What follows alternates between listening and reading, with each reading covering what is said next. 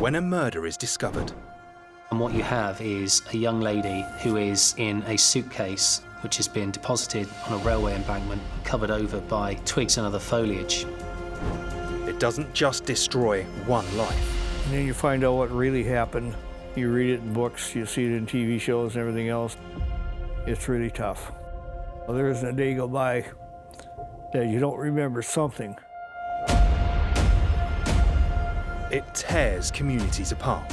You can still speak to residents now and they say they've never got over it or what happened to a young man in the midst of their little community here.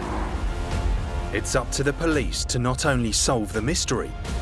That was our hope, that where we were going was going to provide us with a treasure chest of information. And track down the killer, but bring them to justice. I couldn't understand why. Why would somebody do such a terrible thing?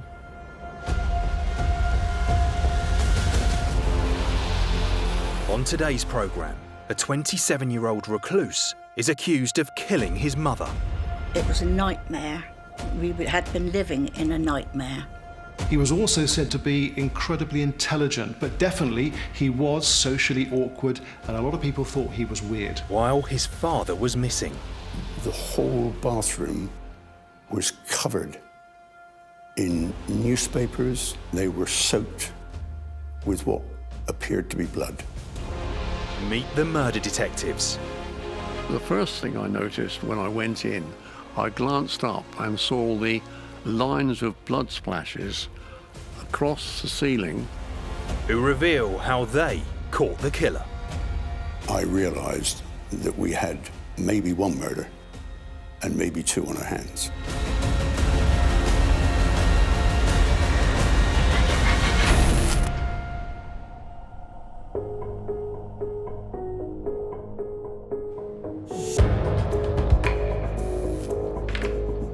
In 1981 in Hedge End, near Southampton in Hampshire, a 60-year-old woman was missing.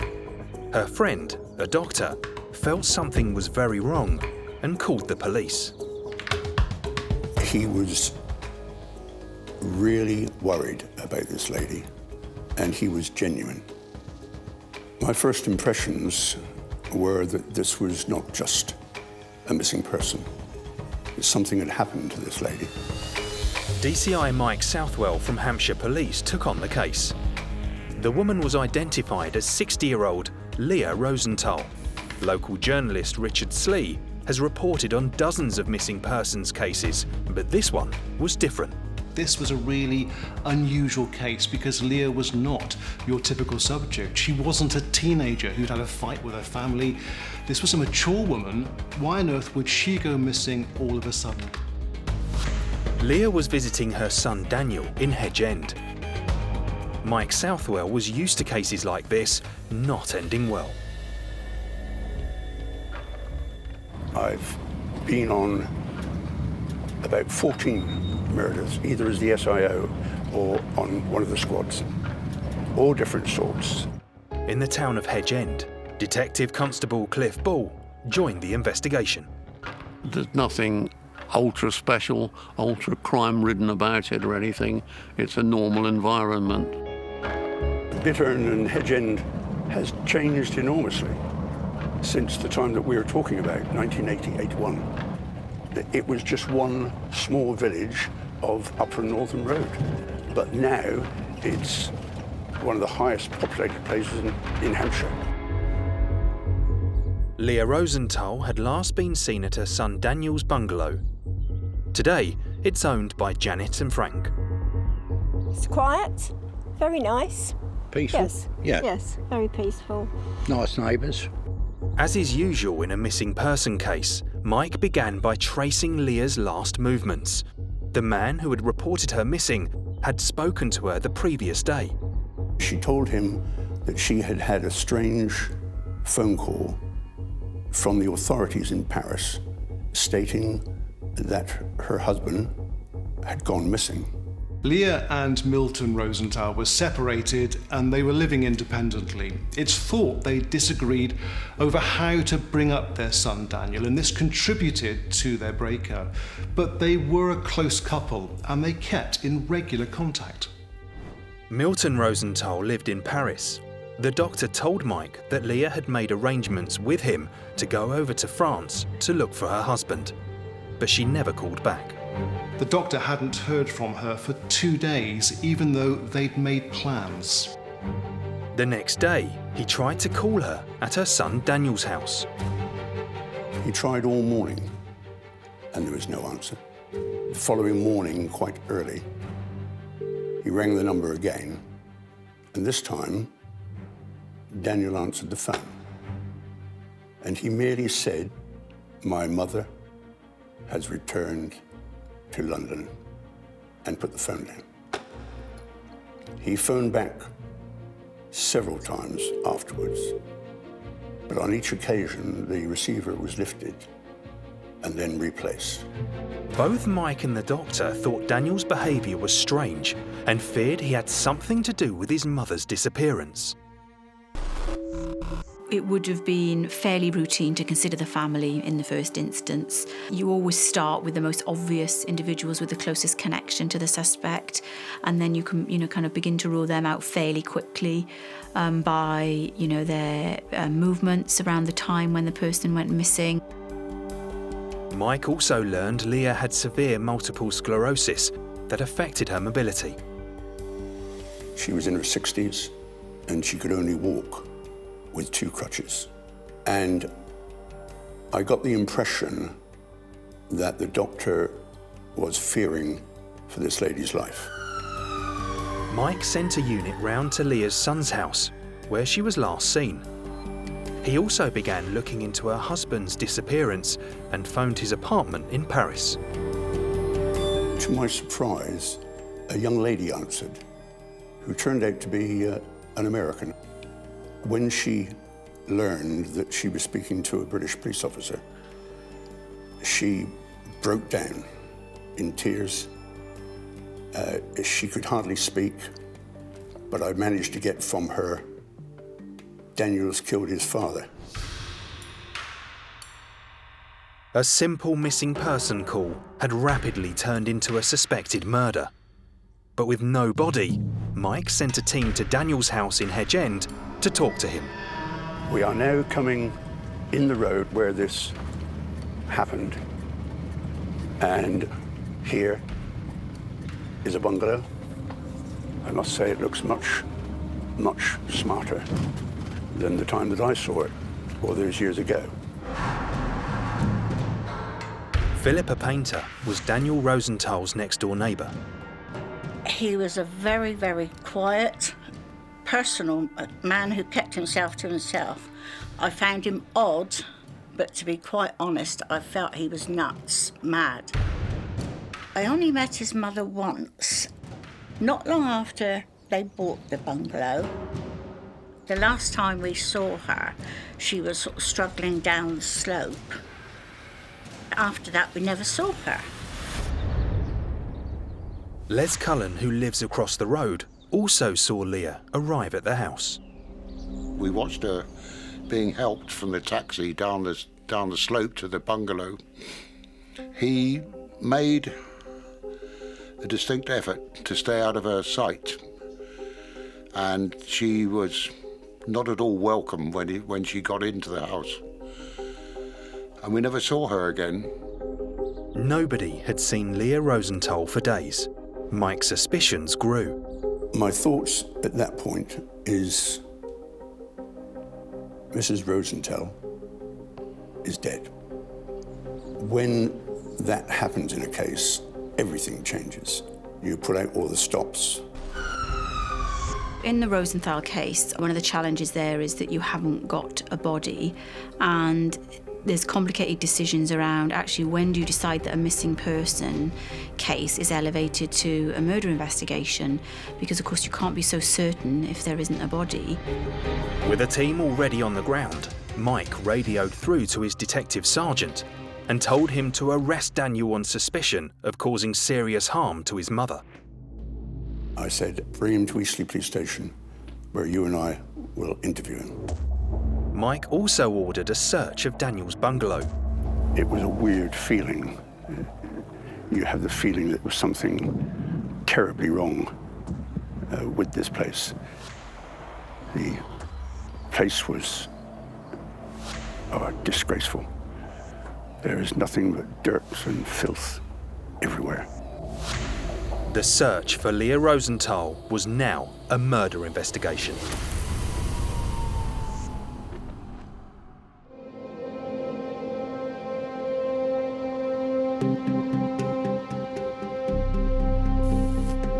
Leah Rosenthal had gone missing from her son Daniel's home in Hedge End, Hampshire, in August 1981. After 2 days, police were fearing the worst and had begun questioning Daniel and were searching his home for evidence of murder. Part of the house he turned into a workshop. He was doing experiments on chicken with their heads, distasteful as this might be. He was trying apparently to create super chicken. Most of the bungalow that Daniel lived in was filthy and covered in bags, files, books, etc. It must have been a hell of a stink in that bungalow. But one room was completely empty, and the police reported that it looked like it had been scrubbed with wire wool. Now imagine that to the police was highly suspicious. In the front room there, he had buried under the floor and out in the garden eggs all the one way up to try to produce this chicken. He actually kept chickens in the front room. Yeah.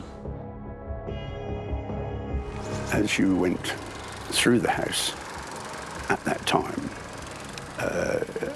one has never seen anything like it before. There was newspapers piled high, there was tools, a lathe in the dining room, and every room had rubbish all over the floor. Mike could see evidence that 60-year-old Leah Rosenthal had been visiting her son from Israel and was supposed to be staying with him for several days. His mother's case is there, and it's open, but it doesn't look as if she slept on the single bed where the case is. Daniel was taken to Eastleigh Police Station. As police searched his home, they found no sign of his mother, but what they were discovering was raising suspicions. The scenes of crime detective sergeant phoned me, and he said, "Gov, we found a hacksaw. It looks to me as if it's been washed, because when he picked it up with rubber gloves on, some water dripped from the hollow handle." The hacksaw was sent off to be examined, and samples of stains found on the floor were also analysed. Daniel had been in custody for nearly 48 hours, but without a body or forensic evidence, Mike didn't have enough to charge him. Back in 1980, you could bring somebody into the police station, but not necessarily as a prisoner. So you could invite them back in as a witness and sit and talk to them for some considerable time. Daniel was taken into custody, and officers started door-to-door inquiries. Knock on the back door, and there was a policeman stood there, and he said, "Do you know anything about the neighbour next door?" So I told him a few odds and ends that I did know. I mean, never really been in conversation with him. And he said, "Have you seen his mother?"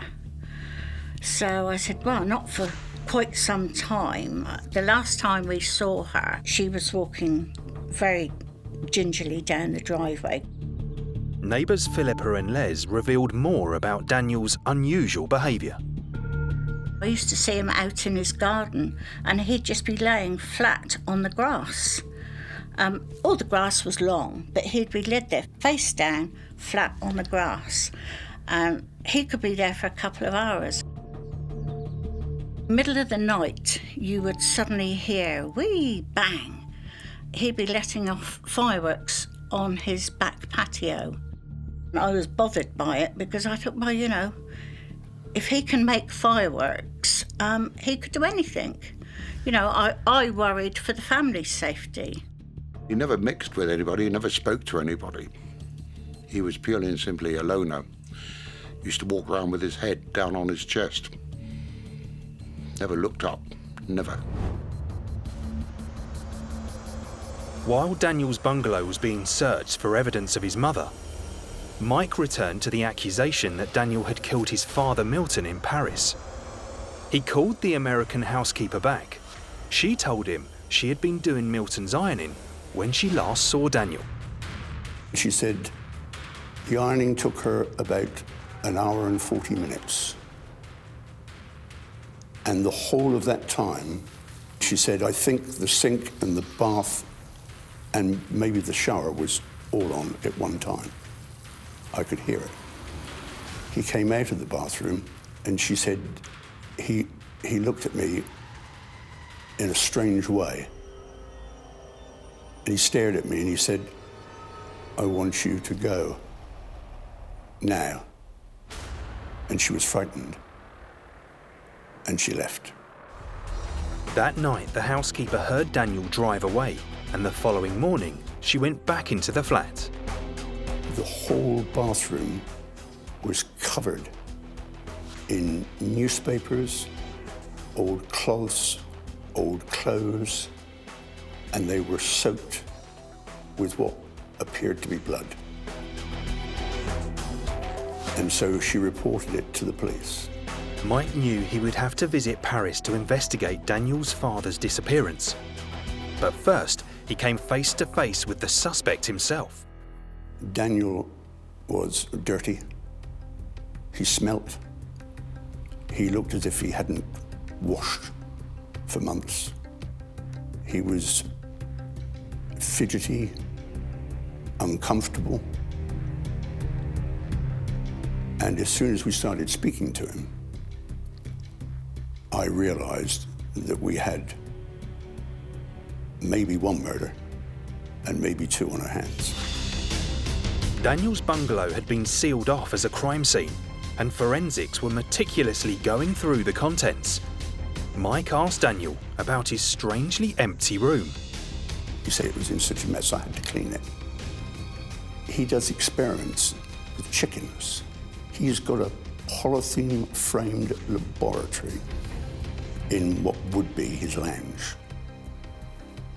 And he works on 280, I think he said, 280 chicks.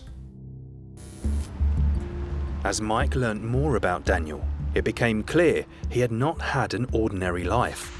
He had been taken to a psychiatrist by his mother Leah when he was just 8 years old. The psychiatrist apparently told his mother that he was a genius. And unfortunately, for everyone concerned, I think that he was believing that he was a genius himself. From that point on, he was homeschooled. He had no contact with other children at all. So not only does telling him he's this genius, this special child, almost create the delusions of grandeur, potentially creates narcissistic personality, that I'm the chosen one, I'm special, but he's also then begins to live a very isolated lifestyle. Mike hoped that by engaging Daniel in conversation, he might slip up and reveal something, but this was no ordinary interview. He had a habit of pausing between question and answer. And at times, these pauses would go on for minutes. You can imagine it was very frustrating. And I found myself over and over again saying, look at me when I'm talking to you. I cannot hear you. He had a quite unusual way of talking. It could be a symptom of paranoid schizophrenia. It could also be a symptom of his personality disorders. Also, the fact that this is a man who doesn't know how to sit down and have that natural interaction. The art to interviewing isn't necessarily about getting somebody to confess. It's about being able to put across all the information and get a response from them. Back in the 1980s, it was a very different era, but now there's a greater understanding of the psychology of interviewing and the way that people respond to interviews. To the outside world, Daniel's life was more than a little unusual. He'd never worked, didn't have any friends, and he was financially dependent on his parents. He was also said by some to be incredibly intelligent, but definitely he was socially awkward, and a lot of people thought he was weird. His explanation for his mother's disappearance was simply that she'd gone back to London. He said she'd taken a taxi to Southampton station. This claim was thoroughly investigated by Mike and the team. We did every taxi firm in Southampton and every private hire firm. But not one firm had a record of picking up Leah Rosenthal on the day she disappeared.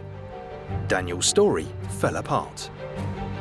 I didn't feel frustrated because I was convinced that we would charge him. But we needed more evidence. The only solid evidence Mike had was the wet hacksaw blade. Finally, after 72 hours without any forensics, the initial findings came back. A small fragment of tissue believed to be soft tissue was found on a hacksaw belonging to Daniel Rosenthal. This soft tissue was then analysed, or the blood was analysed, enabling the investigators to determine a blood group profile, that which matched Leah Rosenthal. The blood on the hacksaw may have matched Leah's blood type, but 11.5% of the population were also a match. It didn't prove murder.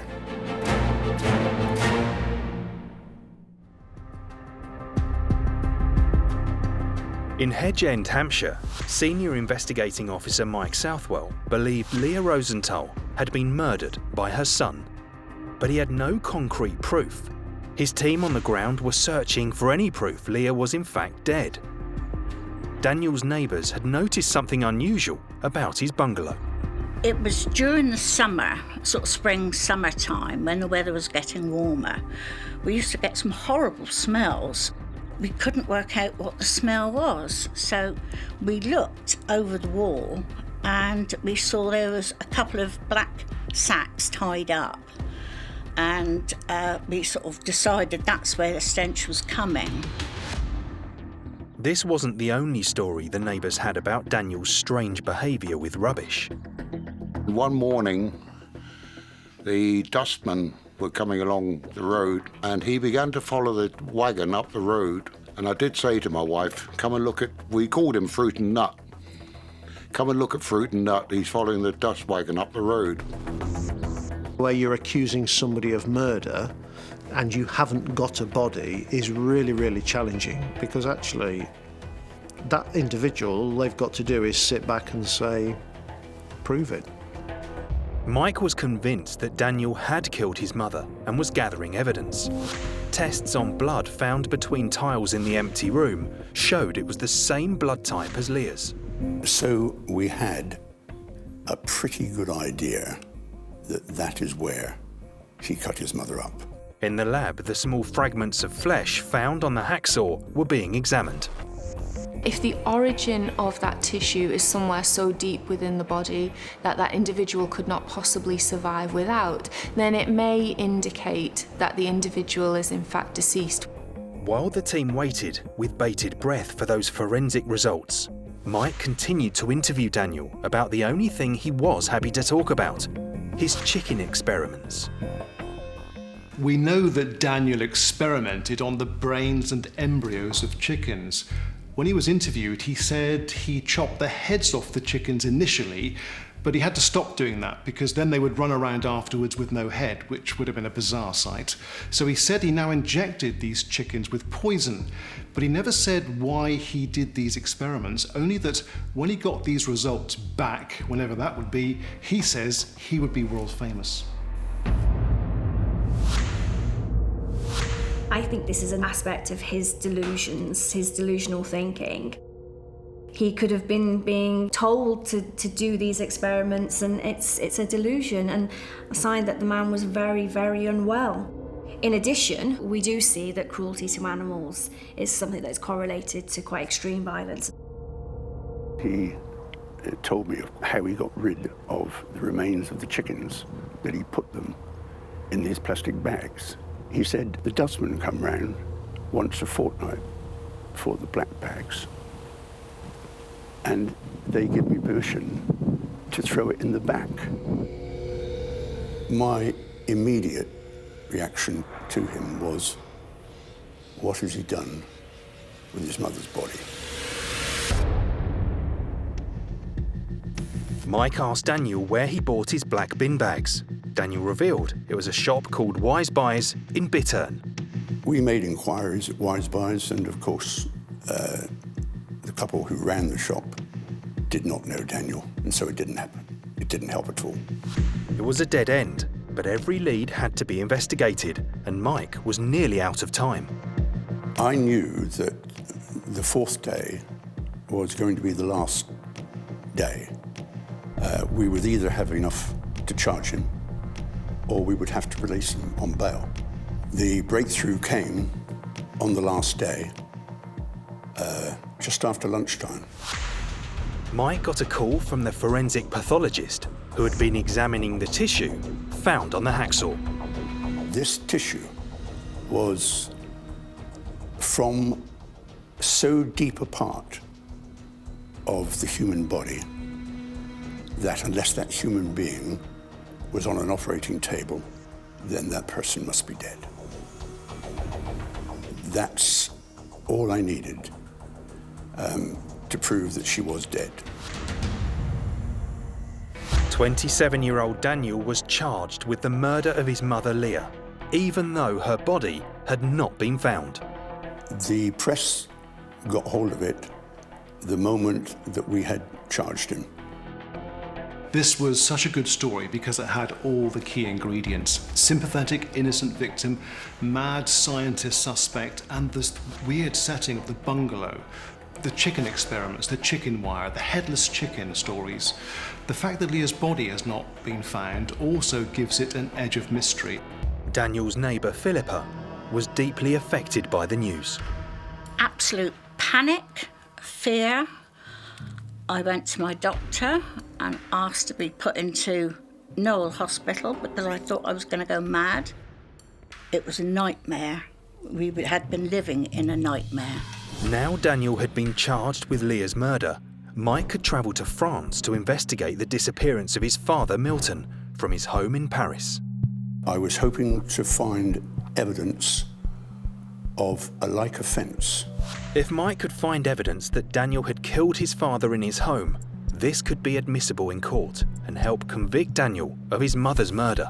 Detective Sergeant Cliff Bull was a scene of crime officer and spoke French, so joined Mike at Milton's flat. Well, it takes a lot to shock a scenes of crime officer because it's the nature of your job. It's an immunity which is more or less built in, I feel. The French police had sealed off the flat, but hadn't found any evidence relating to Milton's disappearance. We entered the apartment. Cliff, the scenes of crime officer, was looking out around the hallway. It wasn't the tidiest place I've ever been into by any manner of means. But the first thing I noticed when I went in, I glanced up and saw the lines of blood splashes across the ceiling, and this is what first gave me my suspicions that something dreadful had happened in this flat. The detectives were beginning to paint a picture of what may have happened in this room. Milton Rosenthal had been sitting at his table using his typewriter when he was attacked from behind with a hammer with several blows to the head. And so the blows to the head, the first one would damage the head, and the subsequent ones would pick up blood on the hammer and pick it up and put it up on the ceiling in splashes of blood which were directional. Cliff surveyed the area around the blood spatter. There was a room separator made up of shelves between the dining area and the kitchen.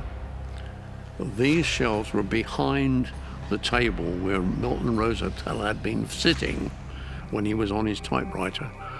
And the hammer swinging back had knocked a chunk of wood out of one of the shelves, and in the damage to the shelf was apparent blood and some human hair. The French police had only been investigating Milton's disappearance as a missing person.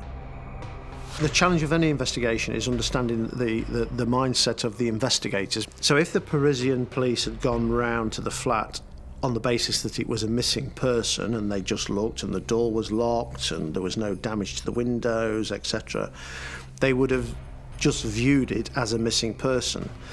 And that wouldn't have meant that they took as an in-depth examination of the flat. Mike and Cliff believed Daniel Rosenthal had killed his mother. Now they had reason to believe they could prove he had done the same to his father. I looked into a small room off the dining area, which was a complete mess. It was a room full of junk, in fact. And inside the doorway was a box or a bin, resting on the top of which was a hacksaw. I obviously took possession of the hacksaw, which was absolutely clogged with human matter. Milton's apartment was beginning to look a lot like the crime scene in Hedge End, where human remains had already been discovered, and the evidence in Paris kept presenting itself. I then looked into the bathroom. I found a tiny piece of bone still on the floor, and there were smudge marks on the bath panel, as if a hand had been swung across the bath panel from inside the bath. The blood, hair and bone indicated Milton had been killed. Mike had his evidence of a like offence. I felt relief, complete relief.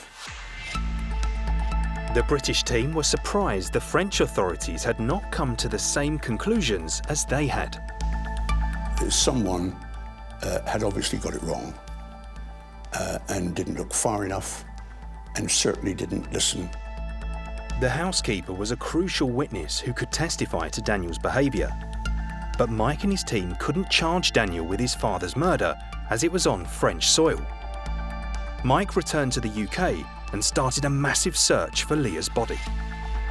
Of course, when you don't find it, there's always a hope that perhaps they're still alive. So it gives momentum. You just carry on. Draining lakes, stopping all the incinerators in Hampshire. 100 police officers and about 100 council volunteers searched these places when it was possible to search, until there was nowhere else to search. As they looked for a body, more stories emerged about Daniel's behaviour. His neighbour Philippa's memories took on a new meaning. One day, my mum was sat sort of in this position, eye line straight through, and Daniel had come from the shop. She looked out the window, she said, "Oh, Nipper's trotting down the driveway, he's bought himself a hacksaw," which was this little thing with a small blade. Never thought any more of it. And of course it was when the police, after a few days after the police had come and told us what had happened, it looks like that was how he disposed of things. Mike also began to connect Leah's disappearance with the day Milton was reported missing in Paris. I believe that when his mother arrived, that there was this phone call. The police officers told her that her estranged husband was missing. And I suspect that when that happened, Daniel was in the same room. And I can imagine that elderly lady saying, "Daniel, what have you done?" And I believe that that is where he killed her. Mike and the team may have been convinced of Daniel's guilt, but there had never been a murder conviction without a body. Mike needed the evidence he had found in France to be allowed to be used in court, or Daniel Rosenthal could walk free.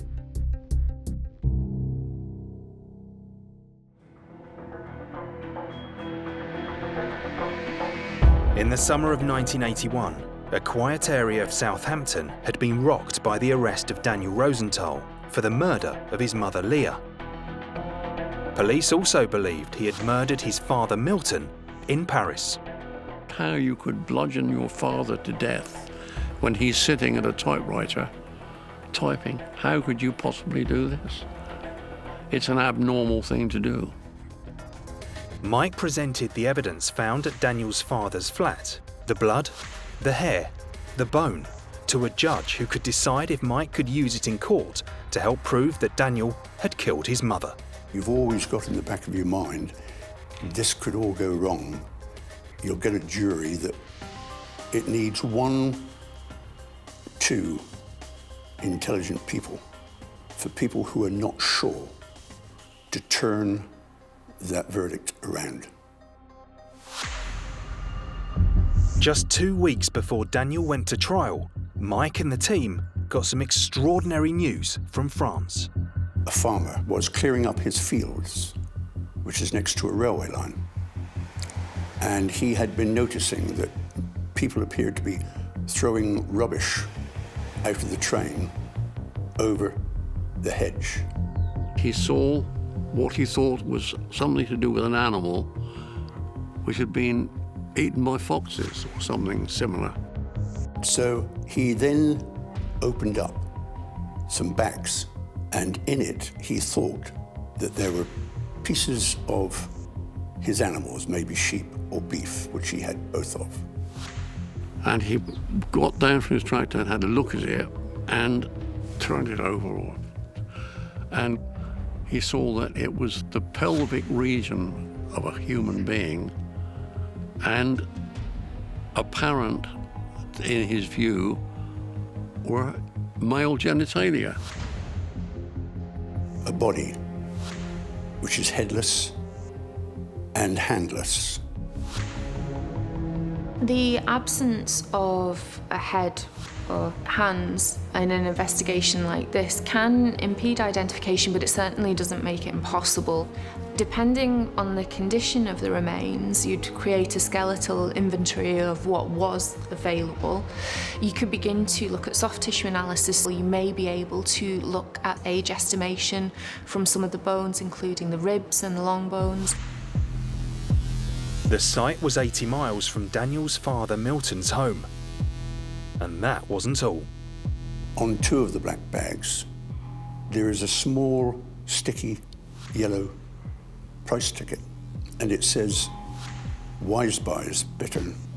The very same shop where Daniel had said he bought his black bags. I knew that that would be the finishing touch, and I was given leave to bring that evidence in as a like offence, which proved, in fact, that he probably did exactly the same thing with his mother. But first, the remains found in France had to be identified. The most important thing, of course, was the parts of this body which they could show was the exact size and the same blood group as Milton. The French authorities examined the cut marks on the bones against the hacksaw found in Milton's apartment.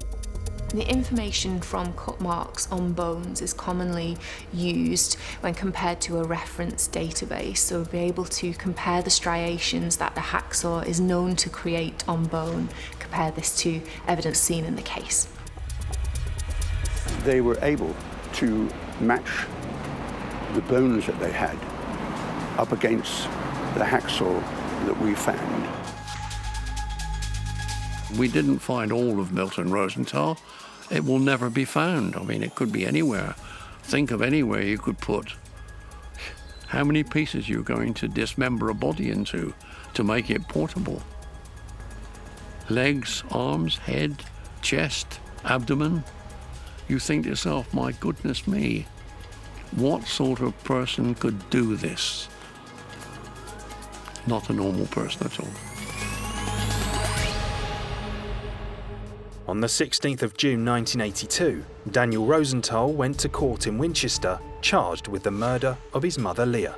To everyone's surprise, rather than plead diminished responsibility, Daniel pleaded not guilty. on all the evidence of his behaviour and background, he could have easily pleaded insanity. The evidence was presented against Daniel. The hacksaw, the blood between the tiles, his father's flat, and finally, the black bags containing Milton's body with the Wise Buys label.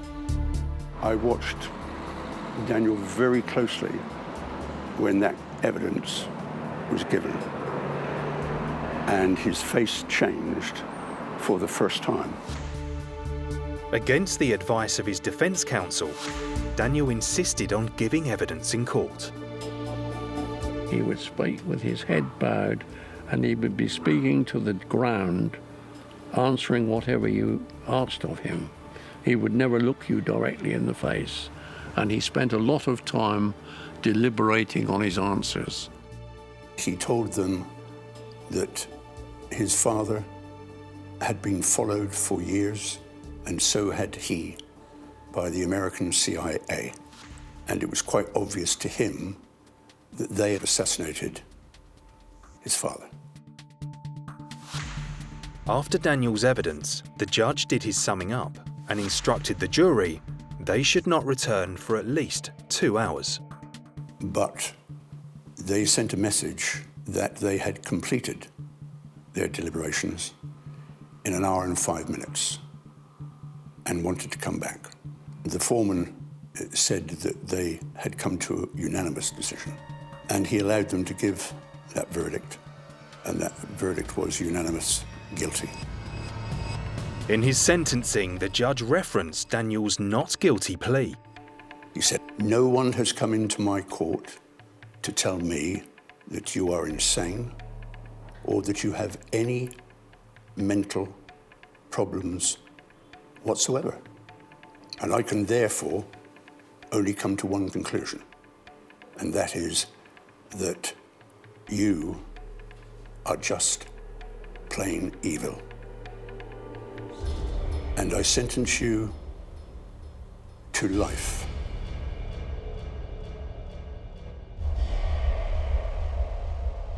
From a forensic point of view, perhaps the most fascinating aspect of this landmark case is that a conviction was achieved without the presence of a body, and this was the first time that this had ever happened. The media went to town on the story as double murderer Daniel Rosenthal was put away. He was sent to Ashworth Hospital, which is a high-security facility for highly violent prisoners with psychiatric needs. I'm surprised he had the ability to do it, but I'm not surprised that it did happen. I was told that he was a very brilliant man. It didn't come across like that to me. I was frightened of him. And the bizarre story of Daniel Rosenthal didn't end there. He was later transferred to Tatchbury Mount, which is a lower security unit, and in 2013 he escaped. The police came knocking one day and said that Daniel had escaped, and not worried about you, we're worried about him. We think he might come round. 2 o'clock in the morning, 2 wasn't o'clock it? in the morning. They came round again and they hadn't caught him, so they were giving us things to keep the doors closed. Daniel was caught the following day and returned to his secure unit, where he will stay for the rest of his sentence. This is a macabre case of matricide and patricide. The killing of one's mother, the killing of one's father. I can't think of anything worse that a man would find a reason to kill his parents.